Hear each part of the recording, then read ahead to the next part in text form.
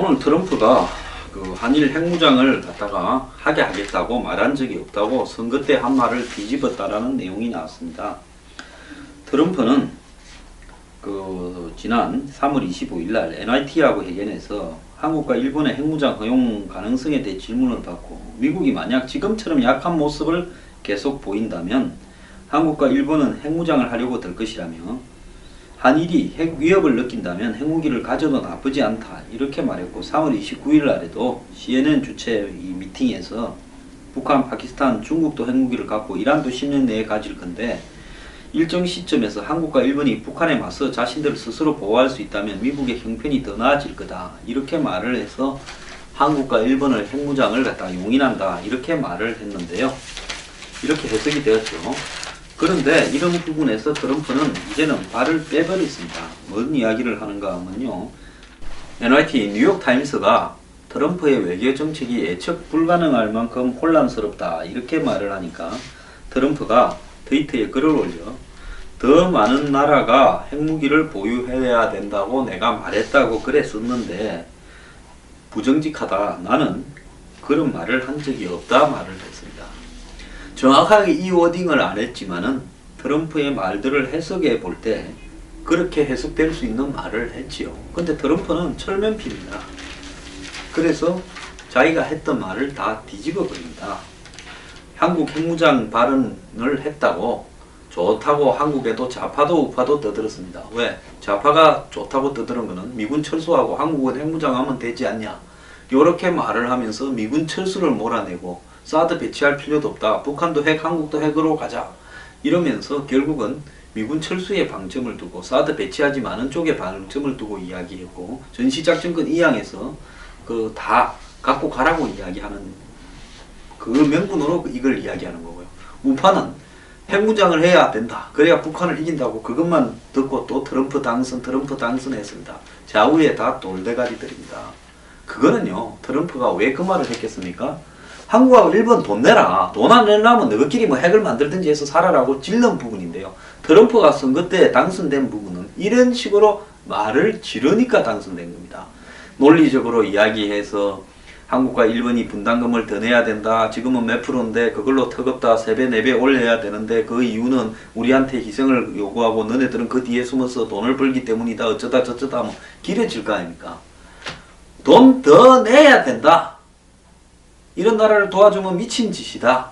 그리고 너가 위협이 있다면 그건 너가 핵을 만들지 말든지 알아서 너가 지키라. 이 말인 겁니다. 그 말을 가지고 트럼프가 한국, 일본이 독자적으로 핵을 개발해야 했다고 이야기하는 거는요. 그거는 장사하시는 분들이 장사 안 된다 하는 말을 듣고 그냥 정말 경기 어렵다고 하는 거나 처녀가 시집가기 싫다 하는 말을 듣고 야 그냥 저 처녀는 평생 혼자 살라는 거나 이렇게 생각하는 거하고 똑같은 이야기죠. 결국 트럼프는 미국이 정해놓은 전 세계의 핵 비확산 원칙을 뒤집지 않을 겁니다. 공화당, 민주당 모두 핵의 확산을 반대하고요. 자, 이 한국에 대해서 많은 미국의 전문가들은 한국이 미국의 비핵화에 맞서서 자체 핵무장을 할 때는 대가를 치를 거라고 이용을 하고 있고요.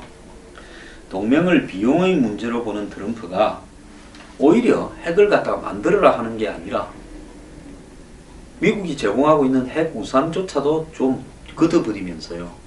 핵은 못 만들게 하면서 돈을 더 내라고 이렇게 할 가능성도 많다고 합니다. 자, 국내 전문가라는 사람들이 핵무장이 어렵다면 핵 제철이나 우라늄 농축 권리 확보가 대안이다 이런 말을 하는데요. 이것도 안 해줍니다. 진짜 미국하고 같이 가든지 안 그러면 가지 말고 이걸 하든지 택해야죠. 전문가다라는 인간들이 자꾸 이런 이야기 하면 안 됩니다. 자, 이 와중에 어제 한일 정보 공유 협정을 가서명한 부분은 잘했다고 봅니다. 박 대통령은요. 이왕 이것보다 더 논란이 되고 이것보다 더 나쁠 상황이 없지 않습니까? 자신이 대통령직을 수행하는 부분이 쉽지 않아 보이는데 이 와중에 장관들을 불러서 국가를 위해서 할 수 있는 일에 대해서 당신들은 책임을 좀 져달라고 부탁을 진솔하게 하십시오. 그러면서 각종 사드부터 외교 현안에 대해서 전부 해결할 것을 다 하고 가길 바랍니다. 그러면요, 그게 나중에 수많은 박 대통령에 대한 비판적 내용 속에서 일부라도 업적이 될 수 있습니다. 좋아서 한 게 아니라 몰려서 할 수 없어서 죽게 생겼을 때 했지만은 그래도 그걸 기억하는 사람이 일부는 있을 수 있습니다. 박 대통령요, 사드 배치가 더 시끄러워지면 국민투표 붙이기 바랍니다. 안철수도 하자였으니까 야당 의원 들어서 해준다고 국회부터 붙이세요. 국회 붙이면 뭐라 하겠습니까? 부결시키겠죠? 야당이. 그 부결대가 올라오면 국민투표 붙이세요. 지금 국회 인준하자고 야당들 다 이야기하는 거 아닙니까? 그래서 국회 붙이면요, 부결시키면 국민투표 붙여버리세요. 자, 그리고 그것만 갖고 국민투표 붙일 게 아니라 전시작전권, 주한미군 분담금 인상, MD 참여까지 싸그리 다 엮어서 한일정보공유협정까지 이것도 넣어갖고 싸그리 다 넣어서 국민투표 한번 붙여버리기 바랍니다. 그리고 그거 안 돼서 간다고 틀고 가면 모양이라도 좋지 않습니까? 제 말이 농담처럼 보이거나 비현실적인 이야기를 하는 것처럼 보입니까?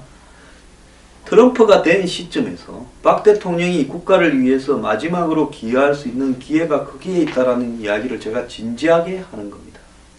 물론 제 말이 듣기 싫은 중도나 좌파적인 분들도 계실 건데요. 저는 처음부터 끝까지 한미 동맹과 안보를 강조해 왔기 때문에 박 대통령이 그렇게 하라는 이야기를 할 수밖에 없습니다. 지금 좌파 그 다음에 진영 야당 지지자들 속에서도 야당이 간을 보고 있다.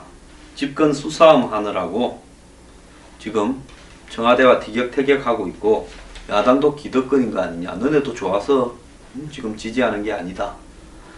그 다음에는 너네들한테 간다. 이런 비판도 많습니다. 그런데 이런 야당이요, 지금 국민이 반대하는 협정을 일방적으로 관철했다고 국방부 장관 탄핵을 추진하겠다 했습니다. 제발 탄핵하세요. 아마 청와대 박 대통령이 제일 원할 겁니다. 박 대통령은요, 이제 기왕 이렇게 된 마당에 안보 이슈들을 전부 던질 겁니다. 밀어붙이고요. 저 사람 성격 모릅니까? 그러면 야당이 이제 반대하면서 탄핵하고 어쩌고 막 이럽니다. 그러면 이제 뭡니까? 보수를 지지하는 사람들이 이제 점점 그쪽으로 몰려 들어가지고요. 이제 할 수 없이 너네들 꼴 보기 싫어서, 종북, 친북 세력들 꼴 보기 싫어서 이제 표현은 그렇게 갑니다. 그걸 반대한다고 100% 바로 종북, 친북이라고 낙인 찍는 건 저는 싫어합니다만 그 사람들이 이야기입니다. 그래도 박이 아무리 잘못해도 박을 밀겠다. 이제 요렇게 또 갈 겁니다. 자, 그러면 이 대목에서 야당이 어떻게 해야 되느냐. 안보 이슈 문제에서는 국익을 초월해서 우리가 문제가 좀 있지만은 동의한다고 하고 가만히 있어야죠. 그럼 이게 별 문제가 안 되고 다 정리가 조용히 되겠죠. 야당이 이제 이 문제를 촛불하고 섞어서 가면 그때부터는 이념적인 대결로 가는 거고요. 아무리 지금 청와대가 멍청해도 이 계산은 다 했을 거라고 보고 있습니다. 계속 던지세요. 그는 국민들한테 이로운 부분이라고 생각합니다. 이런 데 대해서 감이 좀 있으니까 간도 작은 국방부 한민구 장관이 속전속결로 던지는 거 아니겠습니까? 자, 지금 박 대통령 밑에서 장관직 수행하는 사람들 잘 생각해 보세요. 얼마를 더 하겠습니까? 내일이 끝이라고 생각하고 마음 비우고요. 이제 국가와 민족을 위해서 할 수 있는 일을 과감하게 이럴 때 하는 겁니다. 자, 야당 제정신 못 차리고요. 뭐가 뭔지 지금 이 구분도 잘 안 될 겁니다. 절박한 외교 안보 현안들이 지금 산적하고 있는데요. 지금 이 나라에 제대로 돌아가는 게 없습니다.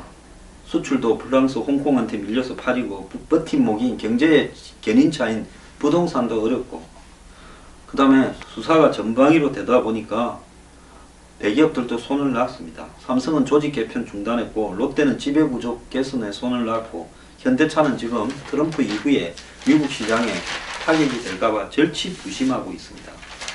자, 이 와중에 트럼프는 오른팔에는 온건파, 비서실장은 프리버스라고요. 이 트럼프 선거운동을 할 때 미국 공화당과 트럼프 캠프 사이에 가교 역할을 했고요. 당 내에, 공화당 내에 반 트럼프 세력의 적대적인 분위기를 완화하는 데 일조해왔던 매우 합리적인 인물입니다. 그리고 또 한편으로 왼팔에는 강경파로 스티브 배넌이라고 해서 극우 언론 매체 대표 출신으로 선거 캠프 후반부에 구원투수로 캠프의 선대위원장을 지냈습니다. 강경 우파를 데려와서 앉혀놓고는 트럼프 흔들기를 막아내는데 일조를 했죠. 앞으로도 이 전면에 안 나서고 수석 전략가라고 하는 이름을 달고 마쿠에서 트럼프의 정책 구상, 즉 우파적 정책 구상을 담당할 거다. 자, 그리고 내각은 지금 인수위원장이 부통령 당선자 마이크 펜스 아닙니까? 트럼프가 펜스한테 힘을 실어주는 겁니다. 왜? 의리를 봤으니까요. 요즘 의리 하지만은 의리가 아니고, 이 트럼프는 성격이나 기질로 봐서 의리를 배신할 사람이 아닙니다. 그래서 이 하원 육선 의원 출신의 주지사까지 한 이 마이크 펜스가 내각을 갖다가 잘 구성을 해서 그걸 통솔을 하면서 이렇게 끌고 나간다. 이런 부분이고요. 마지막에 좀 웃긴 사람이 하나 있었죠. 폴 라이언 하원 의장. 공화당 서열 1위였는데요. 트럼프 당선 전까지만 해도 공화당이 야당이었으니까 제일 높은 사람이 하원이 상원보다 의석수가 훨씬 많지 않습니까? 이 하원의 의장이었는데 이 친구가 트럼프를 지지하지 않고 트럼프 이름을 거꾸로 내는 것도 역겹다고 하다가 선거 하루 전날 트럼프 쪽으로 기울어가 이름을 한번 언급을 했습니다. 이 친구도 트럼프한테 충성을 맹세하고 있다고 합니다. 트럼프가요, 이제 이 취임을 하게 되면 최대 300만 명까지의 불법 이민자를 갖다가 추방하겠다는 겁니다. 미국에는 지금 1200만 명의 불법 이민자가 있는 걸로 보이는데요. 그 중에서 형사 범죄자, 범죄 전과자, 갱단원, 마약 사범 등 1200만 중에서 4분의 1인 300만여 명 가량을 무조건 추방을 해버리겠다는 겁니다. 자, 우리는 이들 범죄 이민자들을 수감하거나 불법 체류자이면 수방할 거다라고 이야기를 하고 있고, 그 다음에 멕시코 국경에 장벽을 건설하는 문제나 이런 부분은 예정대로 가겠다라고 하고 있습니다. 그리고 트럼프는 취임 초부터요, 보호무역에 대한 강공 드라이브를 가고 있습니다. 트럼프는 이 자신이 취임하고 나면 100일 이내에 집중 추진할 과제를 인수위원회를 통해서 정리를 하고 있는데 상당 부분이 되면 하겠냐, 말만 그랬지, 이런 부분을 하려고 하고 있다는 겁니다. 우선 가장 중요한 게요, 미국의 이익을 우선하기 위해서 무역 정책에 있어서 보호무역에 장벽을 쌓는 쪽으로 강공 드라이브를 하겠다는 겁니다. 그래서 얼추 다 출범할 준비가 된 미국이 주도하는 환태평양 자유무역지대 TPP를 안 하겠다. 미국이 발을 빼버리겠다는 겁니다. 몇 년을 협상을 했는데 날려버립니다.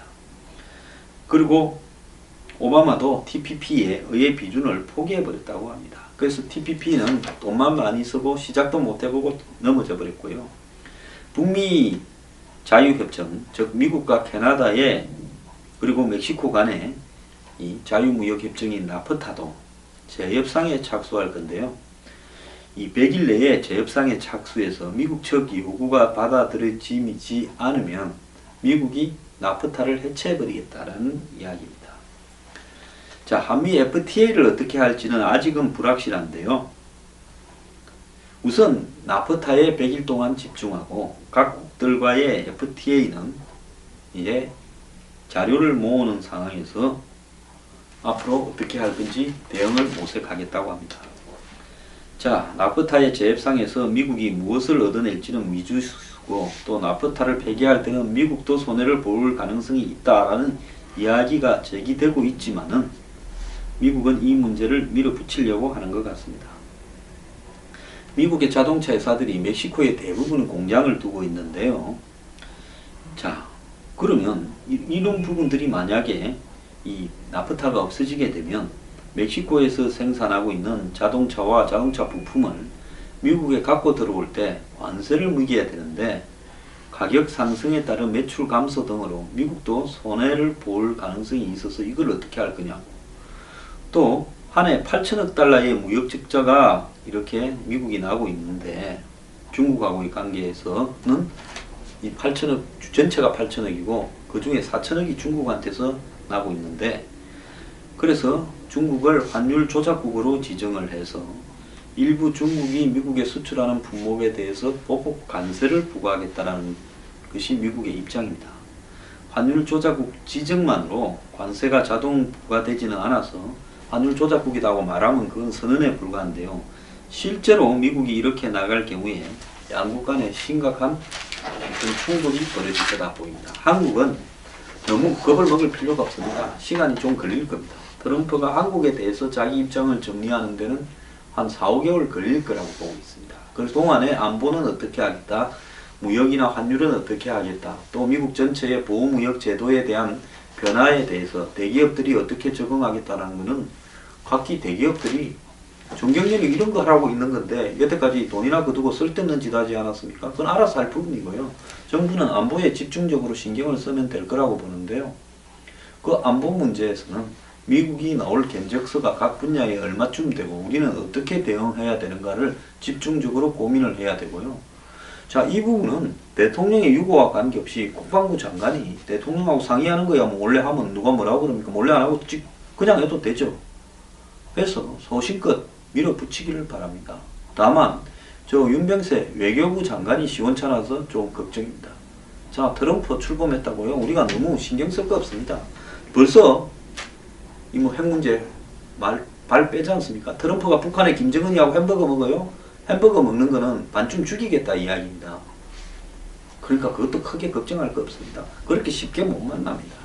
만났다가요, 김정은이가 트럼프한테 하이버 형님 뭐 잘할게요 이런 사람입니까? 신경 쓸 거 없습니다. 그렇기 때문에 오히려 우리 몰래 출범하자마자 북한하고 평화협정을 전제로 딜을 치려던 힐러리가 안 돼서 천만다행이다 생각을 합니다. 차분하게 대응할 때입니다. 저는 트럼프를 보면요, 뭘 어떻게 협상을 해야 되겠는가 많이 수가 보입니다. 힐러리나 빌 클린턴 같이 뒤통수를 때리는 사람이 위험하죠. 어느 날 평양에 나타나고 본인이 나타나고 어느 날 이 국무장관이 평양에 나타나는 빌 클린턴이나 또 어느 날 힐러리의 외교 쫄병이 될 수 있는 사람이 말레이시아 쿠알라룸푸르에서 한성렬이하고 만나고 이런 게 위험하지. 트럼프 때는 그런 일은 전혀 없을 겁니다.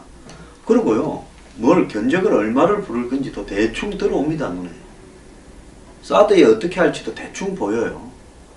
그러면요, 한마디로 기분 좋게 양보할 것 좀 하면서 우리가 얻을 거 얻으면 되고요. 제일 어려운 문제가 뭔가 하면 한국 내부에서 소금 뿌린 미꾸라지처럼 파다닥 끓일 국제 정세나 안보 정세, 경제 정세에 무식한 야당들이 더 걱정입니다. 그리고요, 박 대통령은 진짜 조심해야 돼요. 이제 그럴 힘도 없겠지만 중국하고의 관계에서 진짜 처신 조심해야 됩니다. 박 대통령이 지나치게 중국하고의 관계를 한국에 많이 뿌려나가요. 문화부터 시작해서 무역, 그 다음에 경제, 외교, 안보. 이제 트럼프 때 그러다가는 정말로 작살나는 수가 있다는 부분을 제가 말씀드리면서요. 박 대통령 밑에서 관료들, 해먹은 분들, 이제부터는 정말 대통령한테 중국하고 관계 잘 정리해서 보고하십시오.